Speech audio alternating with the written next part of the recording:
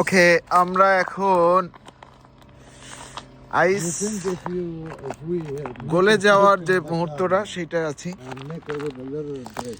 খুবই ভয়ঙ্কর এটা।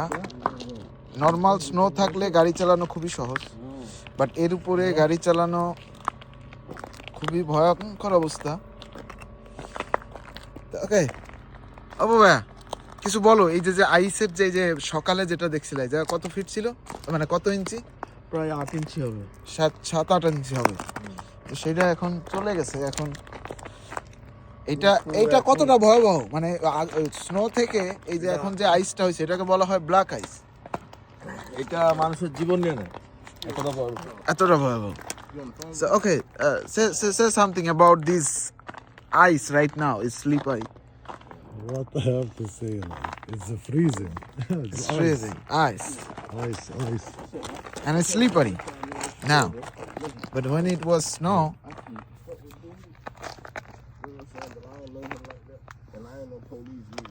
okay.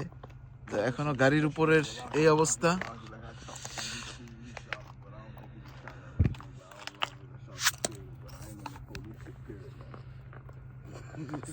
Beautiful, nice.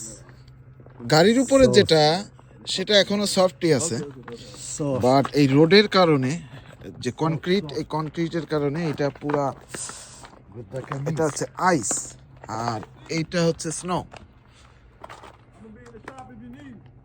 Oh, I'm good. তো এই অবস্থায় আসলে কারোর ড্রাইভ করা উচিত না। তো যারা লুইজিয়ানাতে আছেন বা আমেরিকার যেখানে আছেন, যেখানে বরফ পড়ে, সবাই এটা সতর্ক থাকা উচিত যে সময়ের থেকে জীবনের মূল্য অনেক বেশি। তো যদি খুব ইম্পর্টেন্ট কোনো কাজ না থাকে তাহলে বাসা থেকে না বের হওয়াই ভালো, এটা যতক্ষণ আছে। এমনকি হাঁটতে গিয়েও আমরা স্লিপ করতেছি, বিষয়টা এমন।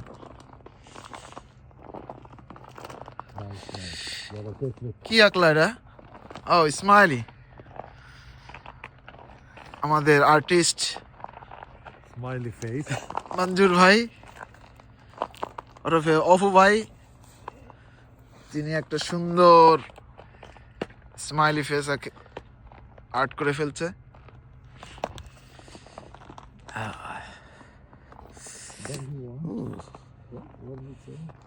What did he say?